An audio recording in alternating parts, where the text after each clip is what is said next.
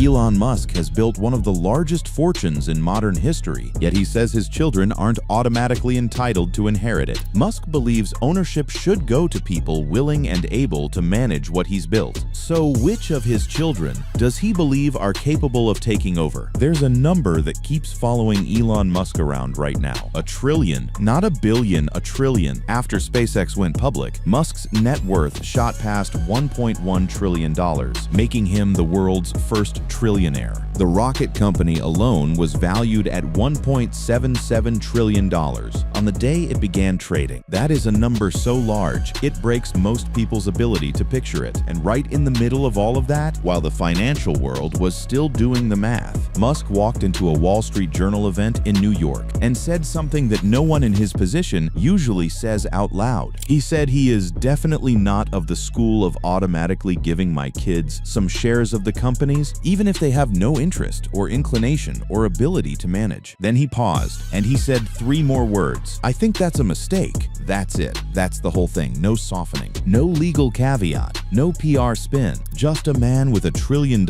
empire telling the world his own kids aren't in line to receive it automatically. Now, to understand why that statement hits so hard, you have to understand who those kids are. Because Musk doesn't have 2 children or 5. The Tesla and SpaceX CEO has now fathered at least 14 children with 4 women. 14. And the kicker, 3 of those kids were only recently made known to the public. So when Musk talks about his kids not automatically inheriting shares, he's talking about a group of people that the world is still being introduced to. And some of those people have very strong opinions about the man who fathered them. With 13 publicly acknowledged children born over a span of 2 decades, an intriguing question emerges. Will any of Musk's offspring inherit and continue his legacy, or will his empire be left to successors outside the family?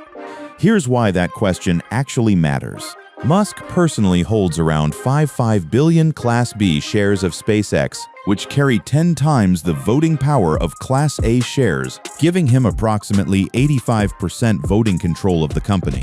At Tesla, he has just increased his voting power to 20% by converting a portion of his stock options into shares with immediate voting rights. This isn't just money, this is control. Whoever inherits these shares doesn't just inherit wealth, they inherit the ability to steer some of the most powerful companies on the planet. And Musk is saying that's not going to his children by default. According to Musk, executives should refrain from transferring their shares to offspring who lack the interest or ability to effectively manage the companies.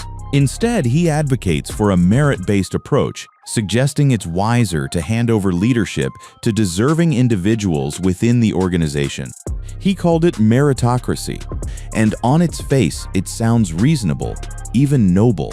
But when you line that philosophy up against his actual family, the estrangements, the new babies, the court filings, the red carpet walkouts, it gets a lot more complicated than a clean boardroom soundbite. Succession planning has long been a challenging issue for Musk. During the interview, he said, "Succession is one of the toughest age-old problems." He's not wrong. But most people grappling with that problem don't also have 14 children, spread across 4 mothers, some of whom barely know how many siblings they have. That's where this story actually lives.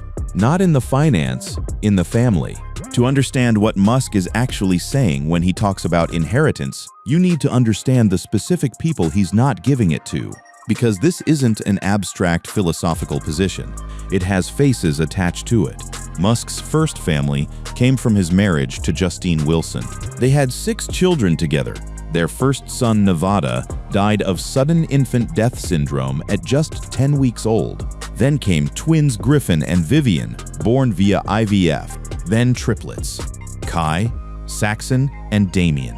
Musk and Justine divorced in 2008 and agreed to share custody. Of those 6 surviving children from that first marriage, one has become the most talked about figure in the entire inheritance conversation, and not because of money. In 2020, Vivian Wilson came out as a transgender woman, began treatment for gender dysphoria, and became estranged from Elon Musk, changing her legal name 2 years later. The legal name change wasn't quiet. In June 2022, a California judge approved her request to change her legal name, taking her mother's maiden name and gender on her birth certificate after she applied in the Los Angeles County Superior Court. In her petition, Wilson stated that she no longer wished to be related to Musk in any way, shape, or form. That's an 18-year-old girl going to court to formally sever ties with her billionaire father. That's not a small thing. Vivian, now 22, says she has no interest in inheriting his money. She's not waiting on a board decision or a succession plan. She already made her own, and she's been building a life and a career entirely outside of his shadow. She's now fronting fashion campaigns as a transgender model and activist, most recently starring in Rihanna's Savage X Fenty brand. She has said she wants to earn the attention she is receiving, not merely inherit it through biography. That line read it again. The daughter of the world's richest man is saying she doesn't want to coast on the name. And the irony is, that's exactly the position her father claims to hold. He doesn't want to give shares to kids who haven't earned it. She doesn't want his shares. They agree on the principle. They just can't stand each other. Speaking to Teen Vogue in March 2025, Vivian confirmed she had not spoken to Elon in almost half a decade. She added, "Thank God." When a reporter at a fashion event in Ibiza tried to bring him up, calling him the best, Vivian simply replied, "Okay," before she abruptly cut off the interview and walked away. Wilson has described her father as a pathetic man-child and has been financially independent from him since she first came out as transgender. Meanwhile, Musk's empire kept expanding in more ways than one. In November 2021, between the births of his children with Grimes, Musk welcomed a set of twins with employee Siobhan Zilis, the Neuralink director of operations. Then he welcomed his 12th child, a third with Zilis, on February 28, 2024. Then Zilis and Musk welcomed yet another child together, a son named Selden Lycurgus, in early 2025. And then there's Ashley St. Clair. On February 14, 2025, conservative influencer St. Clair posted an announcement claiming she had welcomed a new baby into the world 5 months earlier, saying Elon Musk is the father, adding that she had not previously disclosed it to protect their child's privacy and safety. But that tabloid media intended to expose it regardless. In April 2025, a Wall Street Journal reported LabCorp paternity test ordered by a New York court found a 99,999% probability that Musk was the child's father. The newspaper also reported that the boy's name is Romulus. 14 children, 4 mothers, and 1 father who has said in public at a Wall Street Journal event that none of them automatically get the keys to the empire. So let's sit with the philosophy for a second. Because Musk isn't just being cold or dramatic when he talks about inheritance. He's making a specific argument, and it's one that has real roots in how the world's most successful people think about wealth and legacy. Musk has often emphasized the importance of meritocracy, suggesting that the next leader of his companies may not come from his own bloodline. Given his admiration for engineers and problem solvers, it is entirely possible that he could appoint a protege from within Tesla, SpaceX, or Neuralink to take over, rather than rely on family ties. This isn't a new idea. The topic of whether billionaires should involve their children in their business empires has long been a subject of debate. While some, like Apple co-founder Steve Jobs, chose not to pass down their wealth to their offspring, others have welcomed family members into their enterprises, leading to familial power struggles reminiscent of the TV show Succession. Musk is firmly in the Jobs camp. He doesn't want a dynasty. He wants capability, and he's been specific about what that looks like in practice. Musk confirmed he has already identified potential successors and shared his recommendations with the boards of his companies. There are particular individuals identified that I've told the board, if something happens to me unexpectedly, this is my recommendation for taking over, Musk said. So in all cases, the board is aware of who my recommendation is. That's a man who has already done the work. The succession binder exists. It just doesn't have his children's names in it, not because he's punishing them, but because he genuinely believes competence should drive that decision, not blood. And then there's the voting shares question. which is where the philosophy gets genuinely complicated. Because shares in Musk's companies aren't just financial instruments. They are power, real, structural, boardroom override power. While Musk already calls himself techno king at Tesla, he is a real ruler over SpaceX, wielding an unprecedented level of control over one of the most valuable companies in the world. A grip that was finally laid bare in the company's IPO filing. Post-IPO, Musk is CEO, CTO, and chairman of SpaceX's board. His current 85% voting power will drop following the IPO, but it will still be above 50%, giving him the ability to appoint directors as he sees fit. He essentially cannot be fired. Now, here's where it gets interesting. If Musk truly believes in meritocracy, and the shares carry voting power rather than just financial value, what happens to those shares when he's gone? He's already said he doesn't want to just hand them to his kids, but he also can't just leave them in the void. Musk has expressed concerns about the succession of his shares in his companies and has been grappling with potential solutions. One idea he has considered is the establishment of an educational institution that would have control over his voting shares. An educational institution holding voting power over Tesla and SpaceX. That's a wild idea by any measure. It's part think tank, part foundation, part insurance policy against dynastic incompetence. It suggests Musk has thought deeply about what happens to his companies when he's not there to run them. And his answer involves institutions, not bloodlines. There is one notable exception worth watching. Musk can place his supervoting shares in trusts to retain their supervoting status, meaning it's possible that the king of SpaceX is positioning himself to create dynastic control, even while publicly stating that he won't. That tension between what he says and what the corporate structures technically allow is something analysts are paying close attention to. Here's the part of this story that goes beyond spreadsheets and succession plans. Because Musk's relationship with his children, and particularly his estrangement from Vivian, hasn't just played out in courtrooms and boardrooms. It's reshaped his entire worldview, or at least that's what he's now saying publicly.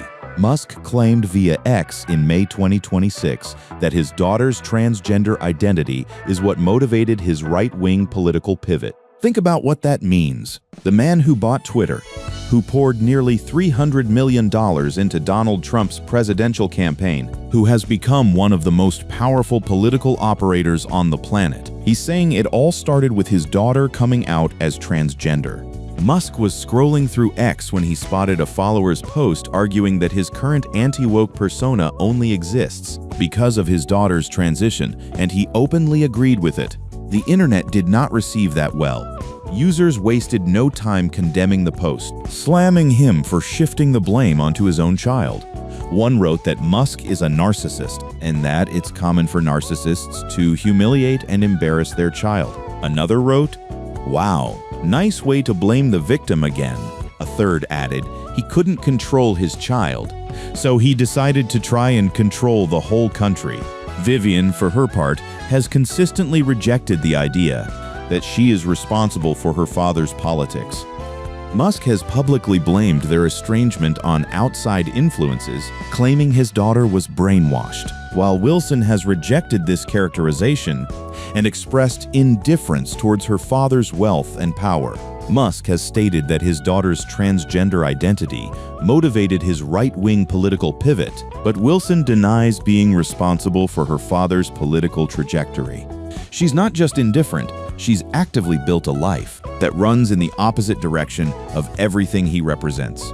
She identifies as a leftist and supports universal basic income, healthcare, reducing wealth inequality, and human rights. In The Cut, she described a life far more ordinary than many assume for the child of the world's richest man. Roommates, school plans, language studies, and financial concerns. She's not living in a penthouse. She's not cashing checks from SpaceX. She has been financially independent from him since she first came out as transgender. And when she hears about new siblings, in her Teen Vogue profile, Vivian said she was often unaware of the full extent of her family, adding, "I will say I do not actually know how many siblings I have. if you include half-siblings. After St. Clair revealed a new baby in February 2025, Vivian fired off a TikTok joke. Wow, if I had a nickel for every time I found out I had half-siblings through Reddit, I'd have 2 nickels. That's gallows humor, the kind you develop when you've had to adapt to a situation most people can't imagine.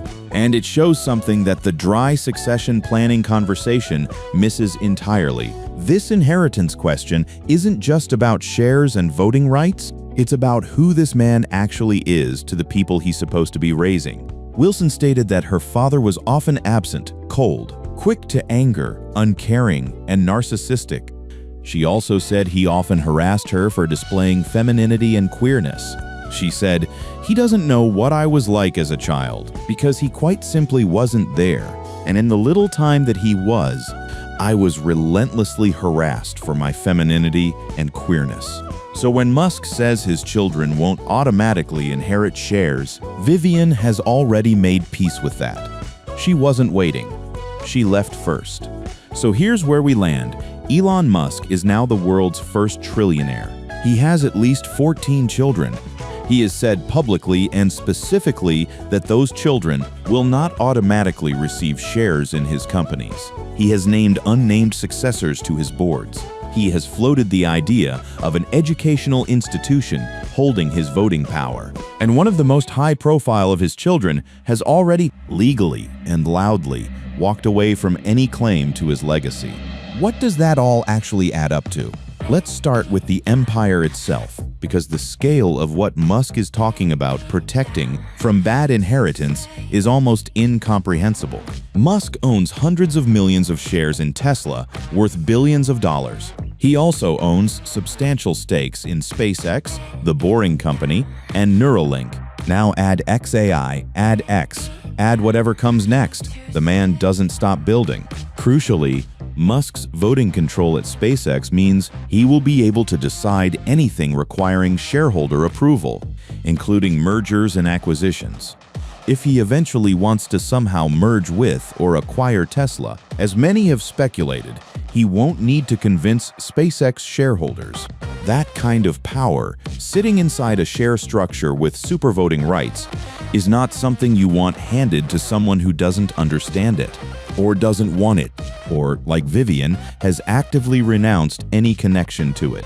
Some experts speculate that his vast business interests could eventually be divided among top executives, much like Apple after Steve Jobs' passing. Others believe Musk may establish a trust or foundation, ensuring that his companies continue advancing his vision even in his absence. The Jobs parallel is instructive. When Jobs died, Apple didn't collapse. It had Tim Cook already in position, already trusted, already running major operations. Musk says he's done the same thing, at least in terms of naming names to his boards. During the Wall Street Journal interview, he revealed that he has already identified competent successors who could take over his companies if necessary. But Jobs also had one company, One. Musk has an ecosystem, and the question of who controls the voting shares across that ecosystem, across Tesla, SpaceX, XAI, X, is a question that no single board conversation fully answers. To earn the final 2 tranches of his Tesla compensation package, Musk must collaborate with the board to establish a long-term CEO succession plan. This condition directly supports leadership continuity, ensuring Tesla's strategic direction remains stable beyond Musk's tenure. So there are contractual incentives baked into his compensation that push him toward getting this right. It's not just altruism or philosophy. There's real money tied to him solving the succession problem properly. And then there's the wild card that no one can fully account for, the children themselves. Not all 14 of them have cut ties with their father. Most of them are young, some very young. The Tesla and SpaceX CEO has children between the ages of 20 and 6 months. A lot can change in 2 decades. A toddler named Technomechanicus or a baby named Romulus might one day walk into a boardroom ready to run a $1 trillion company. Or they might not. Musk says that's the point. You can't know yet. Musk's focus on meritocracy could also lead to the idea of his children not inheriting his wealth.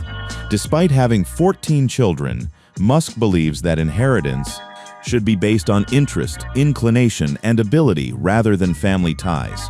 But here's the layer the clean meritocracy argument glosses over.